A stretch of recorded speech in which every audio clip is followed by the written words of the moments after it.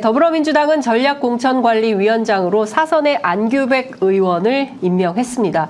내년 총선 준비에 박차를 가하고 있는 민주당의 상황이 지금 어떻게 돌아가고 있는지 오늘은 좀 이분을 모시고 직접 말씀을 들어보도록 하겠습니다. 안규백 위원장님 자리하셨습니다. 어서 오십시오. 네. 반갑습니다. 네, 만나서 반갑습니다. 네, 진짜 반갑습니다. 네, 네. 아주 뭐 분위기나 또 여러 가지 스태프진들이 아주 훌륭한 것 같습니다. 네. 감사합니다. 예. 네. 의원님께서 많이 도와주십시오. 예. 많이 응원하겠습니다. 네. 네. 예. 그러고 보니까 저희 방송 첫 출연이세요. 예. 지금 꽤 됐지요? 시간이 흘렀지요? 아니요, 이제 2달 반 정도 됐어요. 2달 반 정도 됐습니다. 예. 앞으로는 좀 더 자주 불러주십시오. 예. 예. 아니, 아무래도 뭐 중책을 맡고 계시니까 저희들이 여쭐 것도 많고, 예, 자주 오셔서 말씀을 좀 주시면 좋을 것 같습니다. 네, 그렇게 하시죠. 우선 오늘 의총이 있었는데요. 네. 이재명 대표 불참을 하셨습니다. 네, 예. 무슨 특별한 사유가 있습니까? 제가 대표님 불참한 거에 대해서는 깊은 내용은 잘 모르고 있겠습니다만은. 네. 자유롭게 토론하기 위해서 일부러 좀 자리를 좀 비우신 거 아닌가. 의원들끼리?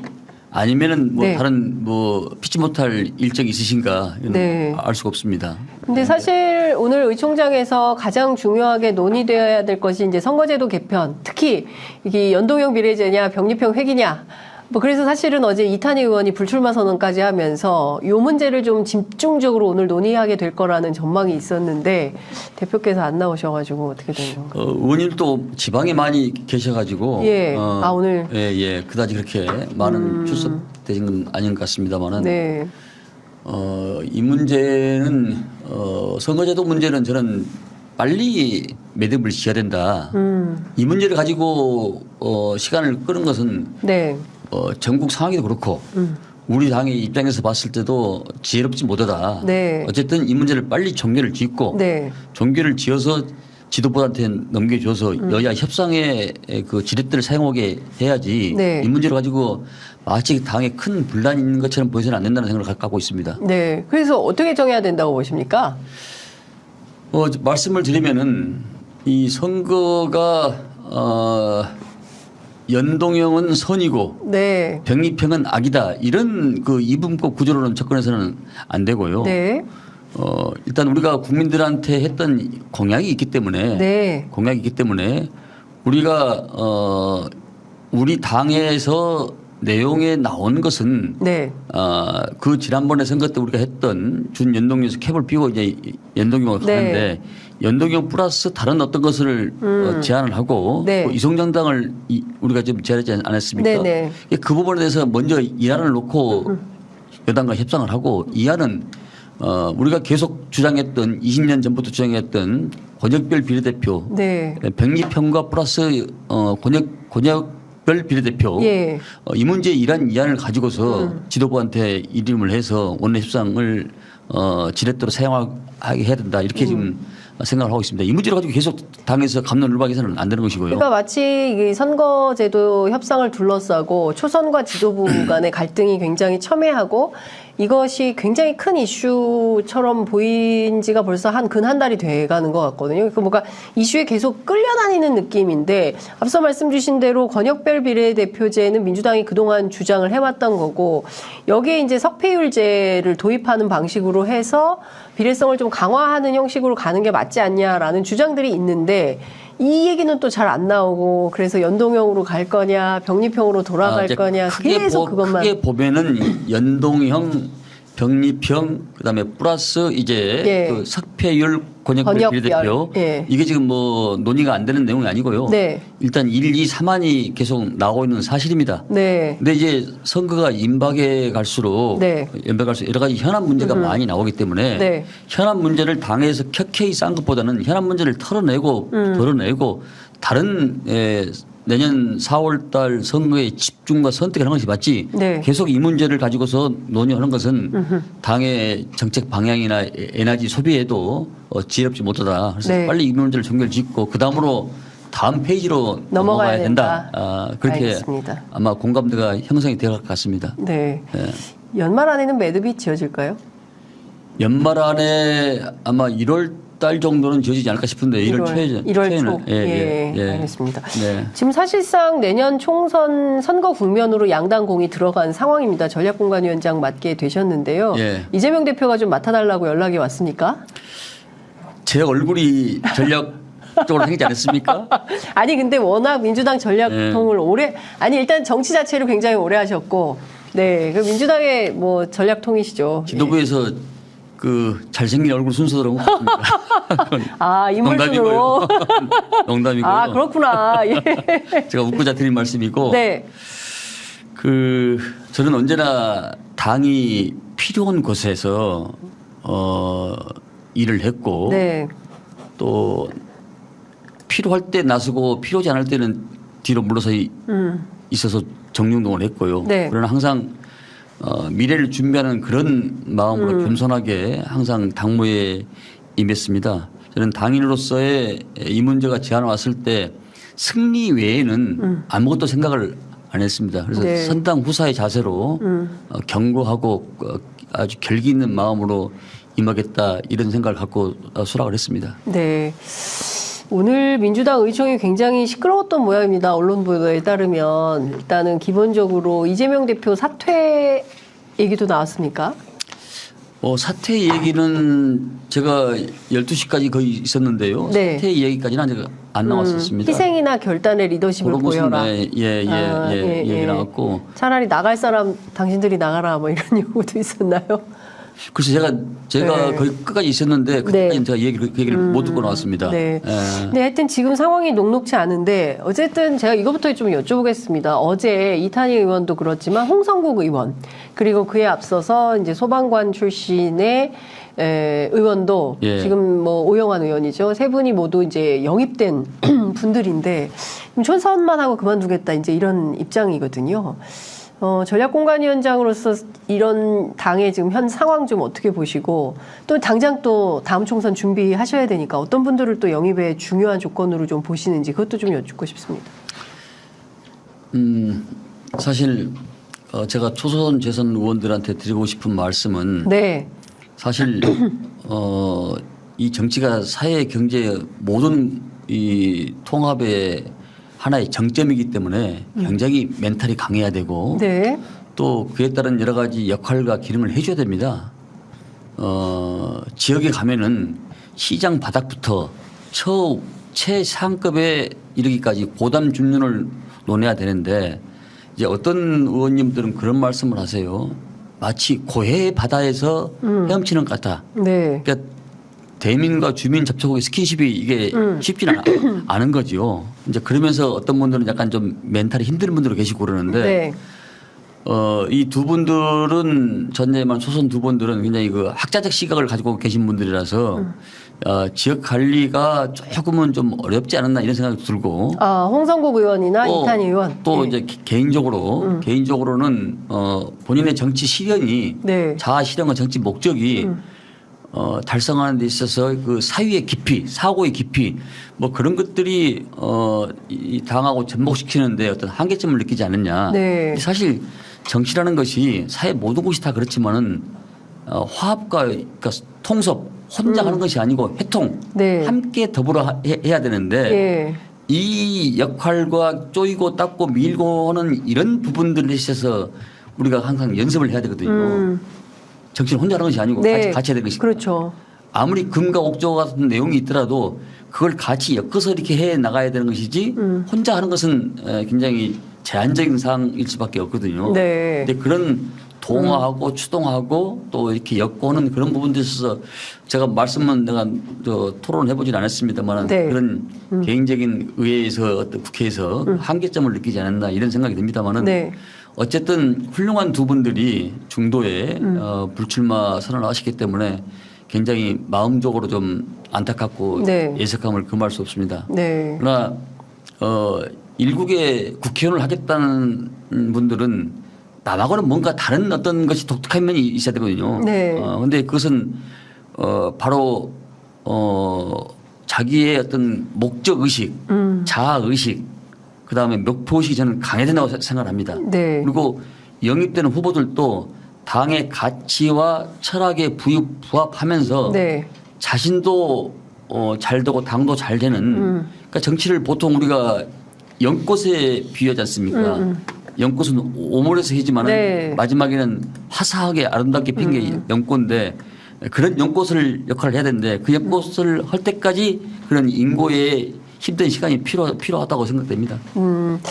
자, 지금 전체에 253개구의 지역구가 있고 이 중에서 전략공천이 어떤 방향으로 어느 지역구에 어떻게 갈 거냐. 사실은 이거에 대한 관심들이 많은데 실제로 전략공천이 가능한 지역은 몇 개구고 대체로 민주당이 판단하는 전략공천 지역은 어디라고 볼 수 그 있을까요? 비밀인데요. 비밀을 여쭤봤습니다. 당헌상에는 네. 100분의 20. 100분의 20. 약 50개는 전략 공천을 하게 돼 있습니다만은 예. 통상은 불출마 지역, 분구 지역, 분구, 예. 일테면은 뭐 하남, 네.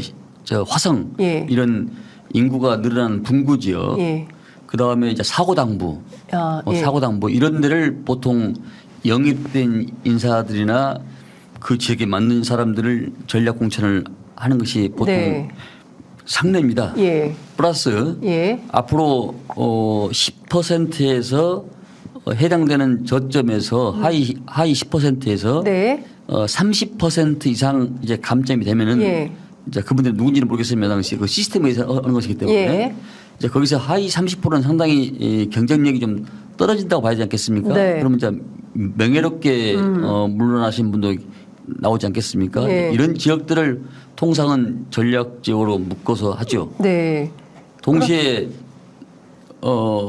상대 후보가 네. 상대당 후보가 아주 강한데 기존의 우리 당 후보가는 절대적으로 승리할 수 없다. 네. 그러면 여러 가지 그 카드를 판단해서 예. 그 지역을 또 아. 추가로 전략적으로 묶을 수가 있는 거죠. 예. 근데 전략의 원칙은 네. 저는 유도고 똑같습니다. 뭐 원칙을 흔들림 없이 기준으로 삼되 네. 유도처럼 유연한성을 갖지 않으면 안 됩니다. 유연성이 필요하다. 필요합니다. 예. 원칙을 지키되 유연성이 반드시 겸비됩니다. 예. 예. 원칙만 지키다가 유연성이 없으면 부러질 수 있잖아요. 질 수가 있잖아요. 예. 그러니까 내가 가지고 있는 카드가 뭔가를 보고 상대 카드를 보고서 전략 전술을 예, 짜야 된다는 얘기죠. 예. 그래서 그런 지역을 보면은 주로 수도권과 또 뭐 호남도 있을 수 있고요. 네. 그래서 지금으로서는 예단할 수는 없지만은 다양한 방법에 여러 가지를 당의 승리를 위해서 생각을 가지고 있다는 말씀을 드리고 전략적인 전략과 전술을 보면은 전략은 판을 짜는 것이고 네. 전술은 전략의 판짠 위에서 운용을 하는 겁니다. 네. 제 생각은 상대 당이 짜온 전략에 우리가 운용되는 게 아니고 전략국가처럼 네. 전략국가라는 게 미국, 영국, 그 프랑스 전략국가 아닙니까? 전략국가처럼 전략을 잘 짜서 상대가 우리 케이스에 들어오도록 예. 우리 안에 들어오도록 만들어서 우리가 전략 전술을 잘 구사를 예. 해야 된다는 생각을 갖고 네. 있습니다. 자, 그러면 네. 일단 한동훈 장관 예. 나온다는 거 아닙니까? 예. 예컨대 한동훈 장관이 어디로 갈지는 모르겠지만 종로다. 예컨대. 뭐 가정을 상정한 거여서 좀 그렇긴 합니다만 그럴 때 민주당은 어떤 전략적 접근을 하게 될까요? 그래서 제가 제 판단대에는 네. 제 판단은 지금 윤석열 정부가 폭주를 하고 있고 네. 국민적 지지가 굉장히 낮지 않습니까? 네. 임기 초부터 29%에서 30% 중반 박스권에서 전혀 지금 뭐 벗어나질 못하고 있고 예. 지난번에 우리가 강서 선거에서도 사실상 정당 지지로 봐서는 비슷했지만은 17.15% 차이가 났기 때문에 네. 이걸 보면은 주자시는 바와 같이 다 대통령 지지하고 연계돼 있거든요. 네. 연계돼 있는데 대통령 지지가 결정적으로 다음 총선에 영향을 미친다고 보면은 거의 진배가 없을 겁니다. 여당이 이기려면은 55%에서 60% 대통령 지지가 나와야 저는 이긴다고 보는데 55에서 60%는 나와야 되는데 대통령 지지가. 지지가 왜냐하면 정당 지지와 상관없이 대통령 지지하고 다 연동돼 있거든요. 예. 제가 약간 좀 말씀은 다른 말씀인데 내년 총선이 여당의 트리플 악재라는 것이 저는 세 가지라고 보고 있는데 네. 대통령 지지가 30% 초반, 중반, 20대 후반을 왔다 갔다 한다. 네. 첫째고 두 번째는 집권 3년 차. 네. 집권 3년 차라는 것은 정권 심판으로 갈 수밖에 없거든요. 4년 차는 이제 차기 후보가 나오니까 미래에 대한 것을 볼 수 있지만은 총선은 과거에 대한 평가가 네. 일반적이지 않습니까? 그리고 이제 또 세 가지는 지금 작년 10월에 비해서 금년 10월 말까지 네. 개인 파산이 68.4%를 증책했습니다. 경제 문제가 심각하다. 예. 먹고 사는 민생고 문제가 예. 이게 범상한 일이 아닙니다. 예. 내년 가면 더 힘들다는 거 아니겠습니까? 네. 이 세 가지 트리플 악재가 있기 때문에 예. 우리로서는 화합과 단결을 해야 한다고 생각을 하고 그런 차원에서 저는 한동훈 그 지금 현 법무부 장관은 네. 한동훈 이퀄 윤석열 이런 도식과 등식이 성립이 되기 때문에 네. 저는 지역구가 쉽지 않다. 지역구 쉽지 않다. 네, 그래서 아마 비례를 할까 생각하고 한동훈 지역구 못 나온다. 예, 저는 예. 그래서 비례대표로 가지 않을까 비례로 간다. 예. 그런데 지금과 만약에 이제 연동형 비례제가 되면 국민의힘에서 출마를 못 하게 되는 거 아닙니까? 다른 당으로. 아니 그러니까 그것은 예. 그들이 우리는 이제 안 할지 모르겠지만은 네. 여당에서는 이성명당을 만들어서 당당히 왜 우리가 못 만드냐 만든다. 너희들은 35석 마이너스 5 들어라. 이렇게 지금 당당하게 지금 뭐 대놓고 하는 거 아니겠습니까? 네. 답답한 쪽은 우리 쪽이죠. 그러니까. 그래서 저는 이런 흐름으로 가면은 이런 흐름으로 가면은 지역구가 쉽지 않을 것이다. 한동훈 장관 지역구 쉽지 않다. 예. 원희룡 장관은 지금 이재명 대표 잡으로 개항을 출마 선언할 것처럼 언론 보도는 나왔습니다. 원희룡 장관은 어떤 선택을 할까요? 지금 이준석 대표는 자꾸 서귀포 가라고 주장하는데. 원희룡 장관은 일산에서 그 고향 갑지역인가 우리 네. 한동원 지역으로 가신다고 했다가 네. 다시 여의치 않으니까 좀 다른 지역으로 간다고 그러는데 제가 보기에는 그 시간을 두고 봐야 할 것 같습니다. 왜냐하면 본인이 총선 출마 의사가 없다는 까지 제가 확인했었거든요. 원희룡 총선 출마 의지 없다고요? 그 무렵에 그 무렵에. 작년 10월 9월 무렵에 예. 지금은요, 지금. 지금은 제가 확인을 안 해봤습니다. 버전은 9, 10월 달 버전은 제가 그렇게 얘기를 들었습니다. 예, 그러니까 지금으로부터 한 예. 두어 달 전에는 예. 아유, 총선 출마 안 할 수도 있다. 핵심 치크는 들었습니다. 핵심 측근에게 직접 확인하신 내용인데. 예. 근데 이제 뭐 상황이 어떻게 되는지 잘 모르겠습니다만은 네. 갑자기 인천 얘기가 나오는데 그건 또 다음 달 두고 봐야 할 것 같습니다.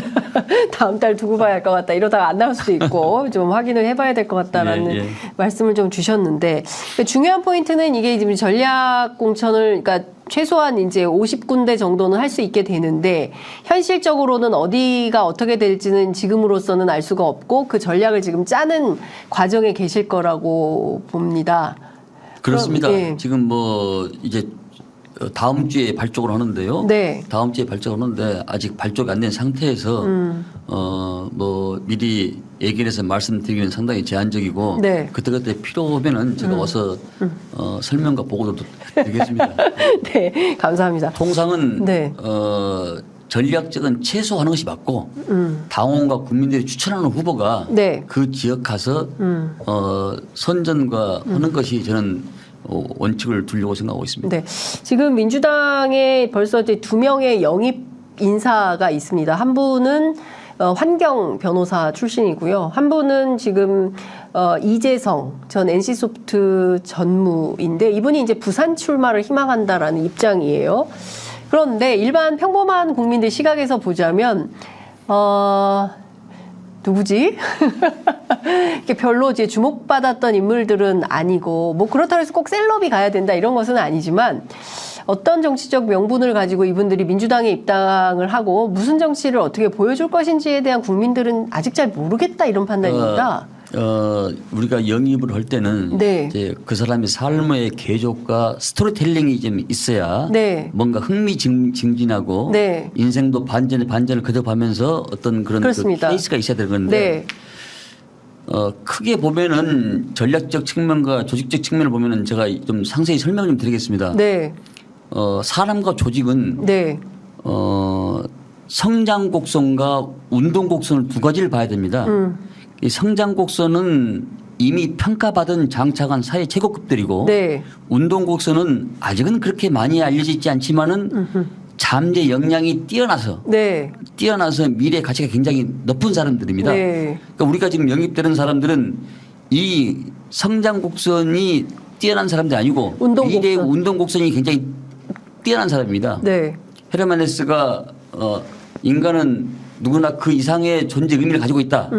이런 얘기를 하지 않았습니까? 근데 그 잠재 역량이 굉장히 뛰어난 사람을 지금 영입을 하고 있는 건데 네. 앞으로 계속 가면은 영입 때 보면은 다른 분들도 많이 계시리라 생각을 합니다. 네. 뭐 지금 사회적으로 뭐 이름 있고 네임밸류 있고 뭐 이렇게 성공하고 이런 측면도 중요하지만은 네.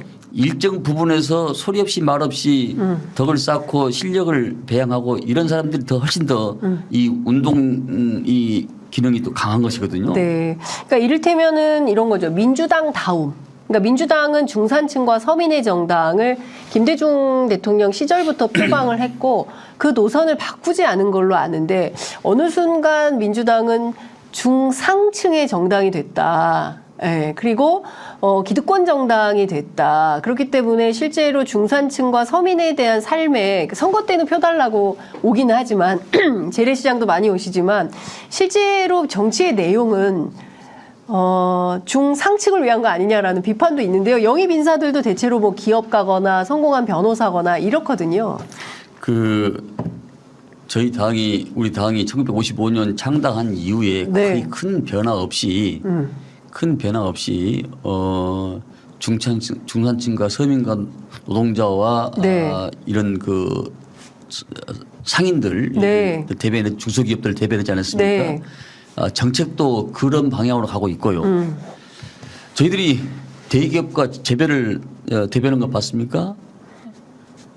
유산자보다는 무산자와 중산자를 더 대변을 네. 정책적으로 해왔지요. 지금 이제 앞으로 계속 영입돼 수십 명 있을 것인데 네. 지금 판단하는 것은 좀 이루고 인내를 가지고 좀 애정을 누러 지켜보십시오. 예, 인내를 가지고 그럼 앞으로 한 몇 분 정도 영입이 되는 겁니까? 지금 딱 2분 됐는데. 제가 아직은 보고를 못 받았는데요. 네.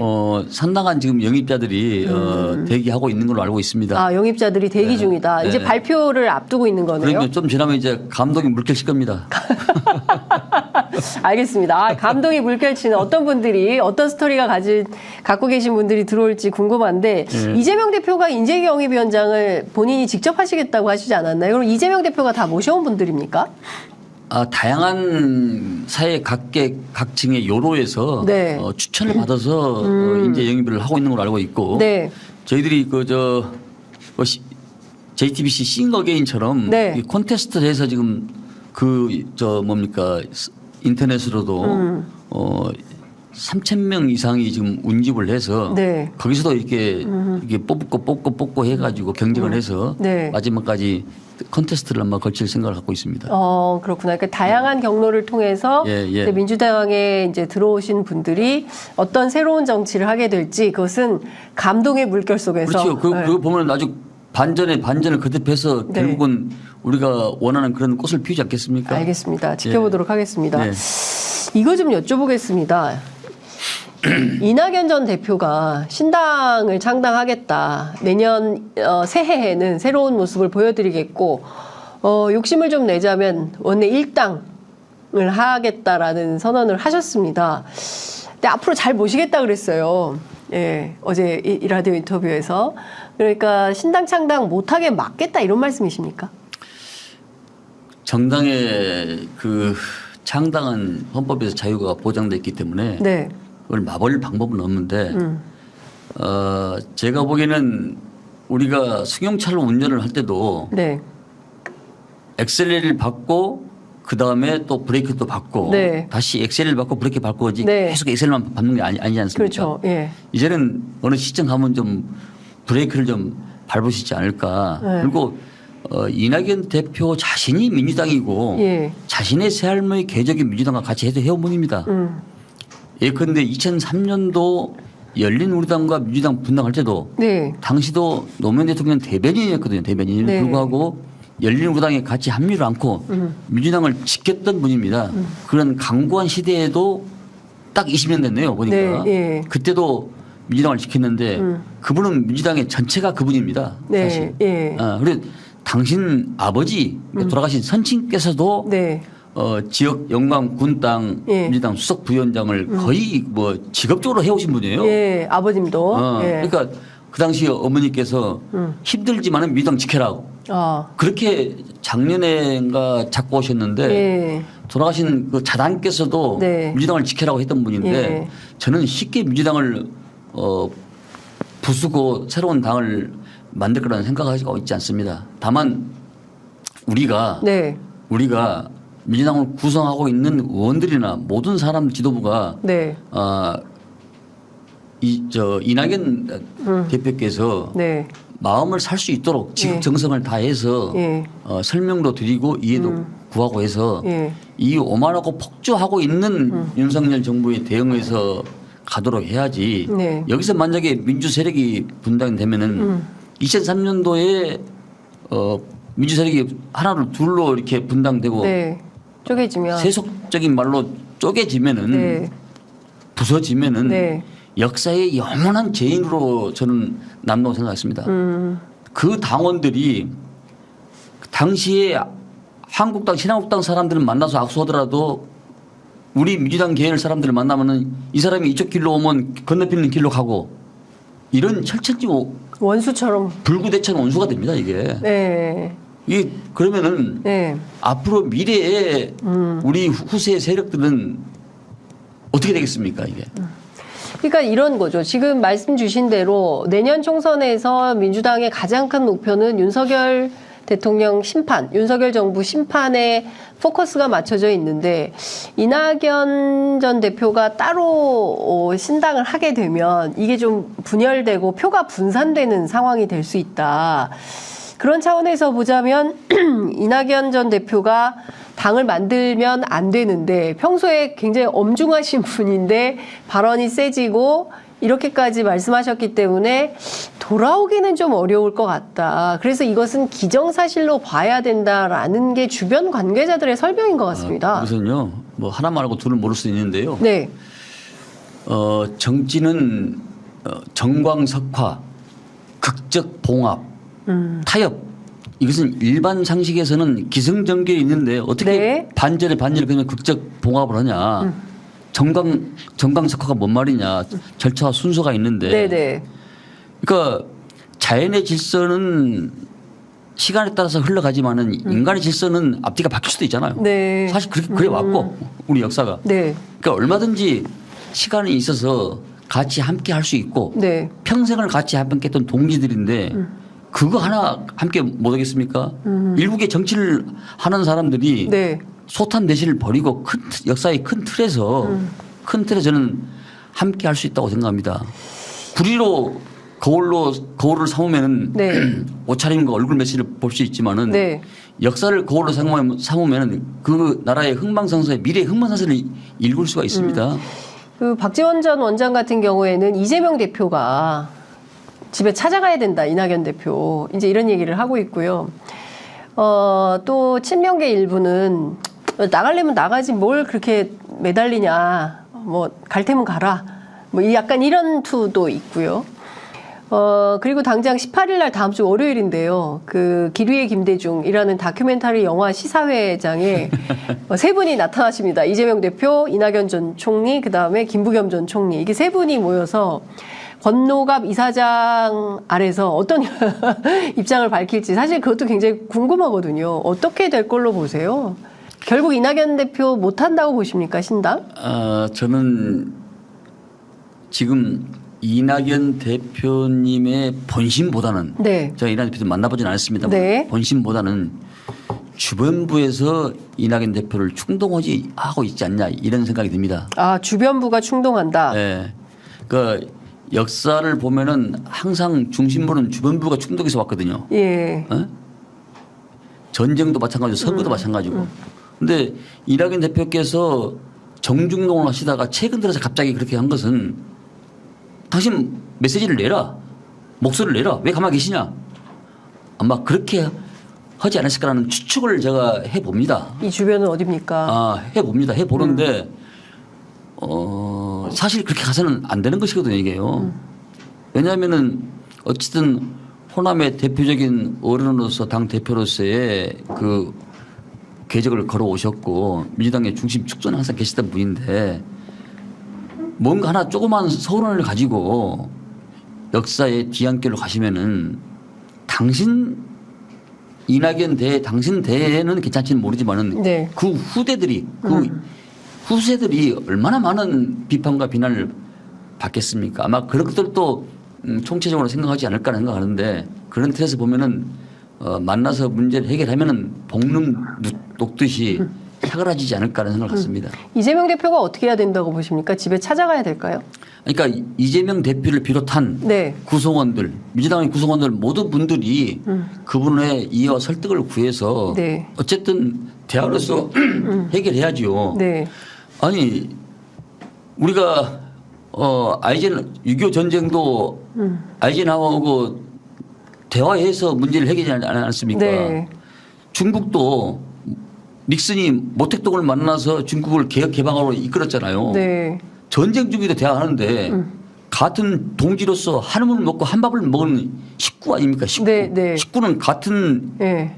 밥 식재에 먹을 같은 밥을 먹었던 사람들 아니에요. 예. 그런데 대화를 모든 일이 뭐가 있습니까? 예. 그래서 저는 대화로서 이 문제를 풀으면은 저는 길이 보인다. 이 화자가 네.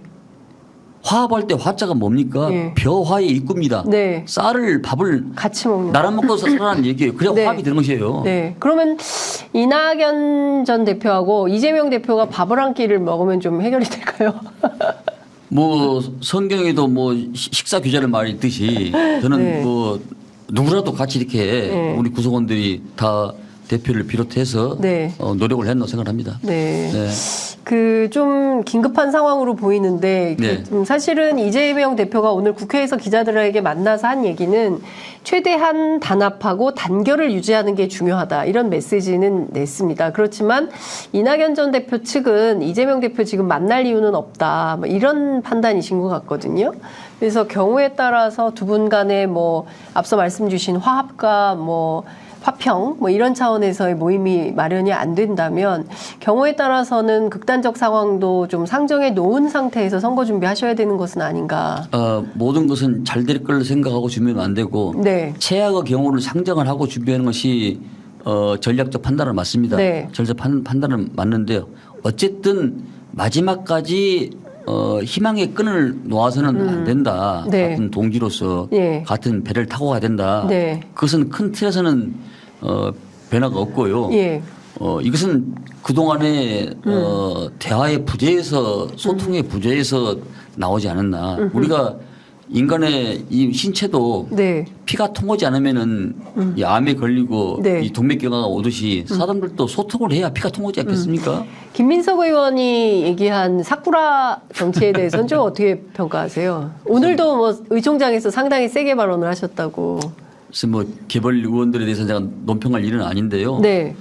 지금은 선거를 앞두고 내용을 일으키고 분란을 일으키는 것보다는 화합의 메시지, 통합의 메시지, 단결의 메시지가 나가야지 네. 혐오와 분파의 메시지가 나가서는 안 된다고 생각합니다.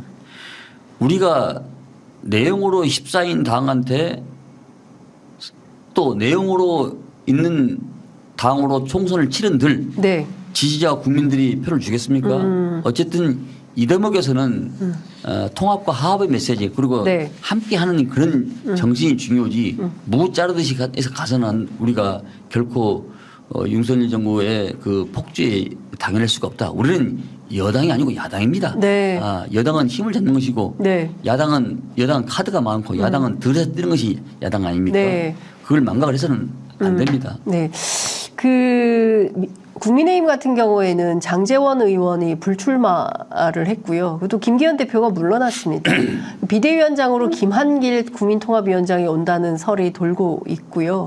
어쨌든 빠르게 그리고 또 이것이 영남 중진 그다음에 당 지도부 그리고 소위 이제 세칭 윤핵관이라는 분들 지역까지 확산되면서 그야말로 국민의힘이 내년 총선 앞두고 혁신의 물결을 만든다라는 분위기인 것 같습니다. 반면 민주당은 올드보이 그다음에 뭐 당 지도부들도 그렇고요. 뭐 혁신하는 모습이 별로 안 보이는 거 아니냐. 특히 이제 내년 그 총선 앞두고 전략공천에서 특히나 이제 이 올드보이의 귀환 문제를 어떻게 할 거냐. 뭐 이런 문제의식은 좀 어떻게 보십니까? 김한길 전 의원님은 민주당 사람입니다. 네. 당신 선친께서는 사회당 당수, 혁신당 당수를 하셨고요. 그렇습니다. 전혀 다른 길을 가지고 계시잖아요. 네. 그러면 김한길 대표를 보면은 국민에서 보면은 일반 국민들이 봤을 때, 민주당 사람이네? 민주당 사람이 왜 저기 앉아 계시지? 이런 착각을 아마 할 겁니다. 그러니까 우리한테 선거를 도와주는 길이죠. 김한길 위원장이 가면 민주당 돕는 거다. 그렇죠.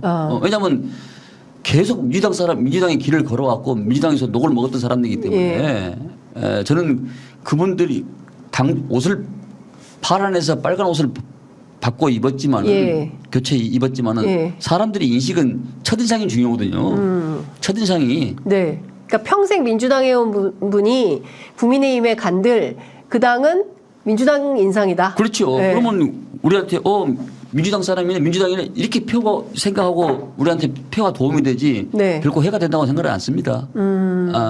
그리고 혁신 문제는 그리고 이분이 이제 뭐 정당을 자꾸 이렇게 만들고 뽑고 오는데 네.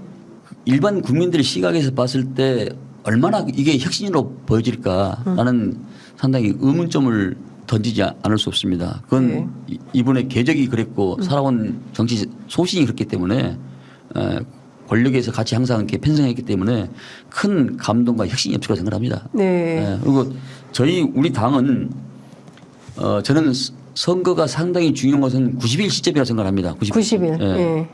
지금부터 90일 시점인데 예. 이때부터 우리가 예. 혁신과 변화의 모습으로 가서 접근을 해야 한다고 생각을 하고 네. 흘러간 물로는 뭐 물방울을 돌릴 수 없듯이 네.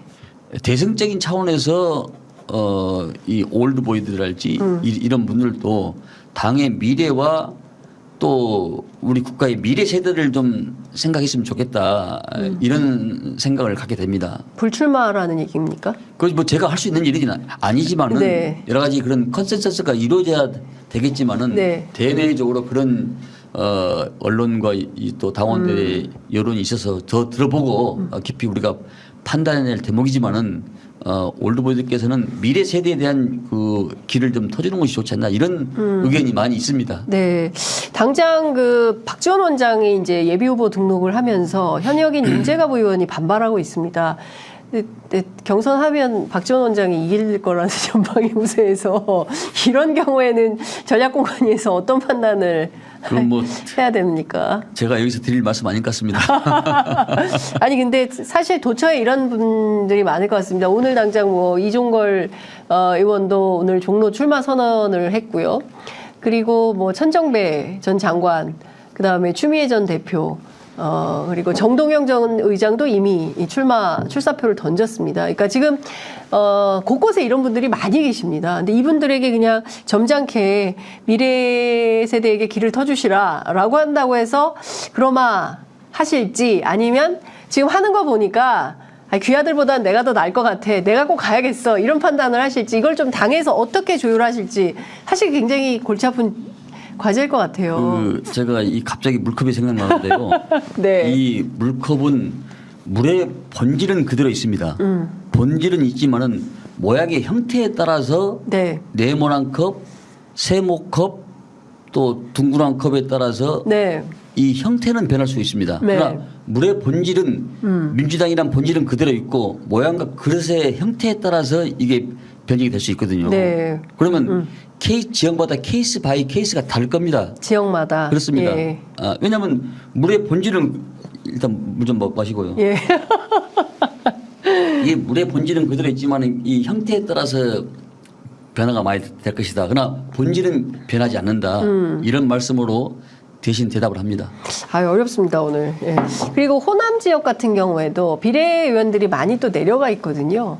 이런 분들은 다 경선을 하게 됩니까? 근데 비례로 혜택받고 또 호남 따뜻한 텃밭 찾아가는 게 말이 되냐 이런 또 비판도 있어요. 그것은 우리 당의 전통적인 관점에서만 말씀을 드리면은 네. 비례대표 의원들은 당에서 혜택을 받은 분이기 때문에 네. 우리 당의 지지가 네. 저는 험지란 말을 안 씁니다. 왜냐하면은 내가 봐서 험지지 네. 그 지역 사람들은 나 애기 잘 낳고 행복하게 사는데 왜 너희들이 와서 험지라고 하냐. 그 험지란 말을 쓰면 안 되는 거예요. 사실. 예. 아, 그 지역민들 입장에서는. 나는 우리 애 잘 낳고 행복하고 아주 저 인구법처럼 잘 사는데 왜 당신이 와서 험지라고 그러냐. 그 유불리를 있을지 모르지만 험지란 말은 유불리.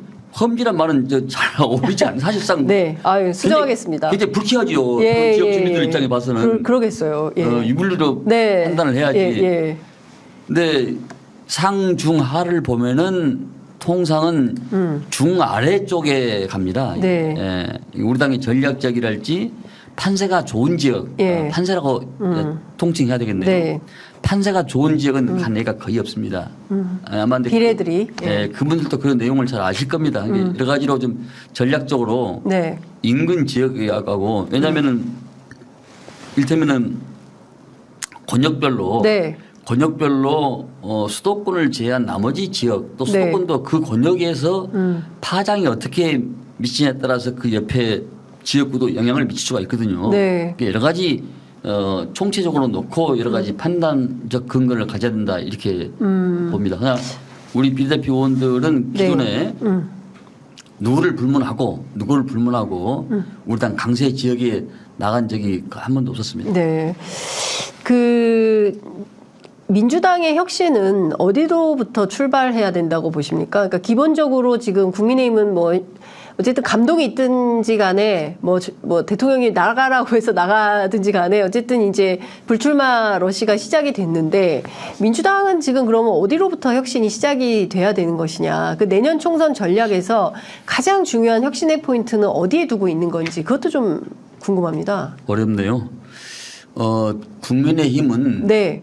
소위 말하는 김장연대가 인위적으로 지도부를 구성하고 할 때부터 저기 권력에 가까이 붙으면 곧 타죽겠거나 이런 생각을 좀 한번 있었습니다.